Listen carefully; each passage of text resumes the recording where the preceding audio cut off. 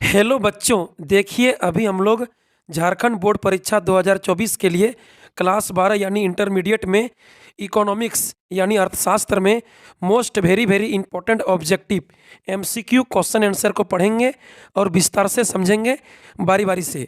तो चलिए देर न करते हुए वीडियो को शुरू करते हैं।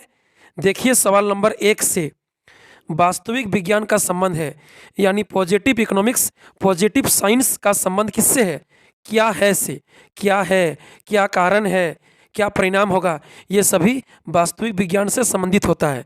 लेकिन क्या होना चाहिए, क्या करना चाहिए, ये आदर्श विज्ञान नॉर्मेटिव इकोनॉमिक्स नॉर्मेटिव साइंस से संबंधित होता है। यहाँ पर आपका क्वेश्चन नंबर 1 कहता है वास्तविक विज्ञान का संबंध किससे है, यानी पॉजिटिव इकोनॉमिक्स पॉजिटिव साइंस का संबंध किससे है? तो आंसर होगा सही उत्तर क्या है से, क्या है। एक का सही उत्तर बी होगा, एक का बी। आगे देखिए सवाल नंबर 2, दुर्लभता से संबंधित अर्थशास्त्र की परिभाषा किसने दी? प्रोफेसर रॉबिन्स ने, यानी लॉर्ड रॉबिन्स ने। 2 का सही उत्तर सी होगा, 2 का सी। देखिए अर्थव्यवस्था में प्रत्येक मनुष्य के पास साधन सीमित एवं आवश्यकताएं अनंत होती है, यानी साधनों का अभाव है, साधनों का कमी है, जिसको दुर्लभता बोलेंगे। ठीक है, साधनों का मांग ज़्यादा है और साधनों का पूर्ति कम है, इसी को दुर्लभता कहते हैं। जिसके चलते हमको प्रत्येक परिस्थिति में कोई काम करने के लिए चयन करना पड़ता है कि कौन सी आवश्यकता को पूरा किया जाए और कौन सी आवश्यकता को छोड़ दिया जाए। ठीक, चयन के बारे में, दुर्लभता के बारे में अर्थशास्त्र में रॉबिन्स ने बताया था। 2 का सी होगा, सी। आगे देखिए सवाल नंबर 3, यदि सीमांत अवसर लागत स्थिर हो तो उत्पादन संभावना वक्र की आकृति कैसी होगी? देखिए जब सीमांत अवसर लागत स्थिर होता है तो उत्पादन संभावना वक्र की आकृति होती है सरल रेखा जैसा, स्ट्रेट लाइन यानी सरल रेखा होगा। 3 का सही उत्तर डी होगा, 3 का डी। आगे देखिए सवाल नंबर 4, क्वेश्चन नंबर 4 को पढ़िए। पूंजीवादी अर्थव्यवस्था का मुख्य उद्देश्य नहीं है, पूंजीवादी यानी बाजार अर्थव्यवस्था का इनमें से कौन सा मुख्य उद्देश्य नहीं है, मुख्य विशेषता नहीं है, खोजिए। देखिए अधिकतम उत्पादन करना ये तो है, आर्थिक स्वतंत्रता यानी मुक्त व्यापार ये भी है, अधिकतम लाभ कमाना ये भी होगा, लेकिन अधिकतम लोक कल्याण, अधिकतम जन कल्याण या अधिकतम समाज कल्याण ये समाजवादी सरकारी अर्थव्यवस्था का मुख्य उद्देश्य होता है, पूंजीवादी का नहीं। ठीक है, 4 का सही उत्तर डी होगा, 4 का डी। आगे देखिए क्वेश्चन नंबर 5, पूर्ण तृप्ति यानी पूर्ण संतुष्टि की बिंदु पर सीमांत उपयोगिता होती है। देखिए जब कोई उपभोक्ता किसी वस्तु की इकाइयों का लगातार प्रयोग करता है तो लगातार प्रयोग करते करते एक स्थिति पर आकर उसको पूर्ण संतुष्टि प्राप्त होता है, यानी उसका पूरा पेट भर जाता है, उसका भूख शांत हो जाता है। इसका मतलब सीमांत उपयोगिता घटकर 0 यानी शून्य हो जाती है। 5 का ए होगा, ए। आगे देखिए क्वेश्चन नंबर 6, यदि एक बजट रेखा का समीकरण 3x प्लस 4y बराबर 12 हो तो उसकी ढाल यानी स्लोप क्या होगी? देखिए बजट रेखा का समीकरण होता है P1x प्लस P2y बराबर m। यहाँ पर P1 दिया है 3 और P2 दिया है 4। ठीक है, तो ढाल होता है, बजट रेखा की ढाल का सूत्र होता है -P1 बटा P2। तो P1 है 3, P2 है 4, तो ढाल हो जाएगा स्लोप -3 बटा 4। 6 का हो जाएगा बी, -3 बटा 4 -3 बटा 4। 6 का सही उत्तर बी होगा, बी। आगे देखिए क्वेश्चन नंबर 7, सामान्य वस्तु की मांग वक्र की ढाल होती है। सामान्य वस्तु में कीमत एवं मांग के बीच विपरीत नेगेटिव संबंध होता है, यानी कीमत बढ़ने से मांग कम होती है और कीमत घटने से मांग ज़्यादा होती है। इसीलिए सामान्य वस्तु की मांग वक्र की ढाल नेगेटिव यानी विपरीत होती है, बाएं से दाएं नीचे की ओर गिरती है। 7 का ए होगा, नेगेटिव ऋणात्मक, 7 का ए। आगे देखिए क्वेश्चन नंबर 8, इनमें से कौन सी वस्तु में कीमत में कमी होने पर भी मांग में वृद्धि नहीं होती? देखिए अनिवार्य वस्तु में, 8 का ए होगा, अनिवार्य वस्तु। अनिवार्य वस्तु आदमी यूज करवे करेगा। ठीक है, अनिवार्य वस्तु व्यक्ति के लिए बहुत जरूरी होता है, इसलिए अनिवार्य वस्तु का कीमत में थोड़ा सा कमी होगा या वृद्धि होगा तो जल्दी से मांग पर प्रभाव नहीं पड़ेगा। यानी अनिवार्य वस्तु का कीमत में कमी होने से या वृद्धि होने से विशेष करके मांग में जल्दी से वृद्धि कमी नहीं होगा। ठीक है, 8 का सही उत्तर ए होगा, 8 का ए, अनिवार्य वस्तु। आगे देखिए क्वेश्चन नंबर 9, 9 नंबर क्वेश्चन पढ़िए। निम्न चित्र में मांग रेखा ए बी के बिंदु जी पर मांग की लोच क्या होगी। देखिए जो चित्र दिया है इसमें मांग रेखा ए बी है, बिंदु जी पर मांग की लोच क्या होगी।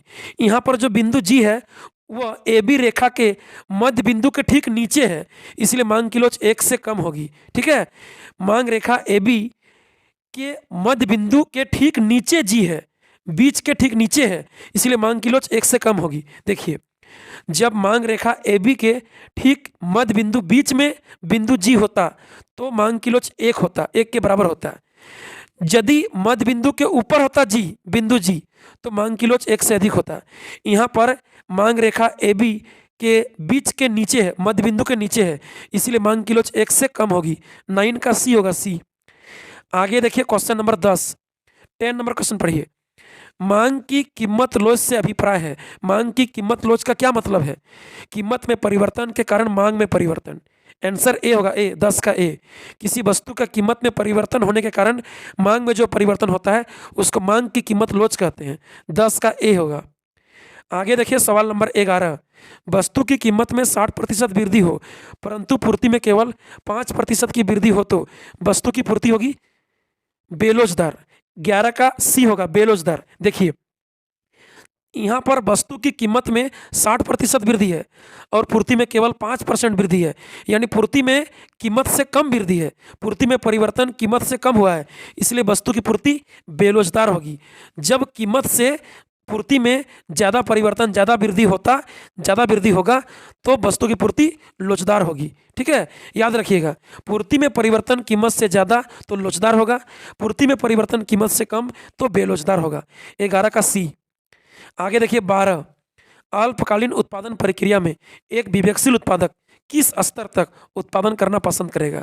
देखिए अल्पकाल में जब एक उत्पादक उत्पादन करना शुरू करता है तो प्रथम अवस्था में उत्पादन पूरा स्पीड से बढ़ता है, सेकंड स्टेज में उत्पादन आकर स्थिर हो जाता है और तीसरा स्टेज में घट जाता है यानी हानि होगा। तो उत्पादक फर्स्ट स्टेज के बाद सेकंड स्टेज तक उत्पादन करना पसंद करेगा, लेकिन तीसरा में नहीं करेगा, क्योंकि तीसरा में उसको हानि होगा, तीसरा में उत्पादन घट जाता है। ठीक है, तो सेकंड स्टेज तक उत्पादन करना पसंद करेगा, क्योंकि सेकंड स्टेज में द्वितीय अवस्था में उसको उत्पादन स्थिर प्राप्त होगा, कोई कमी नहीं होगा, स्थिर होगा। 12 का सही उत्तर बी होगा, 12 का बी। तीसरा में नहीं करेगा, तीसरा में हानि हो जाएगा, घट जाएगा। आगे देखिए 13 नंबर क्वेश्चन 13। परिवर्तनशील अनुपात का नियम संबंधित है अल्पकाल से। ठीक है, परिवर्तनशील अनुपात का नियम संबंधित है अल्पकाल से। 13 का सी होगा, सी। देखिए अल्पकाल में उत्पादन के उत्पत्ति के कुछ साधन स्थिर होते हैं और कुछ साधन परिवर्तनशील होते हैं, यानी सभी साधन परिवर्तनशील नहीं होते हैं, इसलिए सभी साधनों का अनुपात एक जैसा नहीं होता है, परिवर्तनशील अनुपात होता है, ये अल्पकाल में होता है। ठीक है, 13 का सी होगा। आगे देखिए 14 पढ़िए। औसत स्थिर लागत वक्र का आकार होता है एवरेज फिक्स कॉस्ट AFC। औसत स्थिर लागत वक्र का आकार होता है आयताकार परवलय, रेक्टेंगुलर हाइपरबोला। ठीक है, आयताकार परवलय होता है। 14 का होगा बी। आगे देखिए सवाल नंबर 15। जब औसत लागत घटती है तब सीमांत लागत की स्थिति औसत लागत की तुलना में क्या होती है। देखिए जब औसत लागत यानी एवरेज कॉस्ट AC घटती है तब सीमांत लागत यानी मार्जिनल कॉस्ट MC की स्थिति औसत लागत की तुलना में क्या होती है। देखिए जब AC घटती है तब MC AC से कम या AC के बराबर होती है। क्या समझे, जब AC घटती है तब MC AC से कम या AC के बराबर होती है। 15 का सी होगा, 15 का सी। आगे देखिए 16। प्रति इकाई बिक्री से प्राप्त आय होता है, प्रति इकाई बिक्री से प्राप्त आगम कहलाता है औसत आगम, एवरेज रेवेन्यू। प्रति इकाई मैंने एक इकाई बिक्री से प्राप्त आय कहलाता है औसत आगम। ठीक है, एवरेज रेवेन्यू। 16 का बी होगा, बी। आगे देखिए 17। कीमत विभेदीकरण किस बाजार में पाया जाता है। एकाधिकार में, मोनोपोली मार्केट में। 17 का हो जाएगा सी। देखिए एकाधिकार बाजार में एक ही विक्रेता होता है, जिसके कारण विक्रेता अलग अलग समय पर अलग अलग क्रेता को अपना वस्तु अलग अलग कीमत पर बेच सकता है, यानी कीमत विभेद पाया जाता है। 17 का होगा सी, मोनोपोली एकाधिकार बाजार में। आगे देखिए 18। बाजार मूल्य पाया जाता है अल्पकालीन बाजार में, बाजार मूल्य पाया जाता है मार्केट प्राइस अल्पकालीन बाजार में, और बोलेगा सामान्य कीमत तो हो जाएगा दीर्घकालीन बाजार में। याद रखिएगा बाजार मूल्य अल्पकालीन बाजार में होगा, 18 का ए होगा, ए। बोलेगा सामान्य कीमत ठीक है, स्थिर कीमत, तो आंसर हो जाएगा लॉन्ग पीरियड मार्केट में, यानी दीर्घकालीन बाजार में। यहाँ बोला है बाजार मूल्य, तो आंसर होगा अल्पकालीन बाजार में, 18 का ए। आगे देखिए 19, सम विच्छेद बिंदु में होता है। सम विच्छेद बिंदु क्या होता है? एक ही बिंदु पर जब दो चीज बराबर होता है, यानी एक बिंदु पर जब दो चीज कट करता है, आके मिलता है, एक दूसरे को प्रतिच्छेद करता है, बराबर होता है, तो उसको सम विच्छेद बिंदु कहते हैं। यानी सम विच्छेद बिंदु में होगा एम आर बराबर एम सी या टी आर बराबर टी सी, ए और बी दोनों होगा, ऑप्शन डी होगा, डी। आगे देखिए सवाल नंबर 20, 20 नंबर क्वेश्चन पढ़िए। जब बाजार में प्रचलित मूल्य संतुलन कीमत से अधिक हो तो होता है। देखिए, जब बाजार में प्रचलित मूल्य संतुलन कीमत से अधिक हो तो इस स्थिति में विक्रेता वस्तु का बिक्री यानी सप्लाई ज़्यादा करेगा और क्रेता वस्तु का डिमांड यानी मांग कम करेगा। जब बाजार में प्रचलित मूल्य यानी वर्तमान मूल्य संतुलन कीमत से अधिक होगा, जितना कीमत होना चाहिए उससे कीमत ज़्यादा हो गया, कीमत बढ़ जाएगा, तो दुकानदार बिक्री बेसी करना चाहेगा लेकिन कस्टमर खरीदारी कम करना चाहेगा, मतलब डिमांड से अधिक सप्लाई होगा। 20 का बी होगा, बी। आगे देखिए 21, 21, आधुनिक समष्टि अर्थशास्त्र का पिता कौन है? आधुनिक यानी मॉडर्न मैक्रो इकोनॉमिक्स समष्टि अर्थशास्त्र का प्रतिपादक जनक यानी पिता कौन है? John Maynard Keynes, John Maynard Keynes, J M Keynes होगा, 21 का बी। आगे देखिए 22, इनमें से कौन एक प्रवाह नहीं है? इनमें से कौन एक फ्लो नहीं है? देखिए, कैपिटल यानी पूंजी, पूंजीगत संपत्ति, पूंजीगत सामान प्रवाह नहीं होता है, स्टॉक होता है, जमा रहता है, ठीक है। लेकिन आय, लोगों का इनकम, निवेश, मूल्यह्रास, ये परिवर्तनशील होता है, ये गतिशील यानी चेंज होते रहता है, जिसको प्रवाह बोलेंगे। लेकिन पूंजी को, पूंजीगत सामान को स्टॉक बोलेंगे। 22 का ए होगा। आगे देखिए 23, एनएनपी एट एमपी किसके बराबर होगा? एनएनपी एट एमपी बराबर क्या होगा? जीएनपी एट एमपी माइनस मूल्यह्रास, ये तो होगा। आगे NDP at MP plus NFIA, ये भी होगा। आगे एनएनपी एट एफसी प्लस सूद और प्रत्यक्ष कर, ये भी हो जाएगा। इनमें सभी होगा, ऑल ऑफ दिस, इनमें सभी। 23 का डी होगा।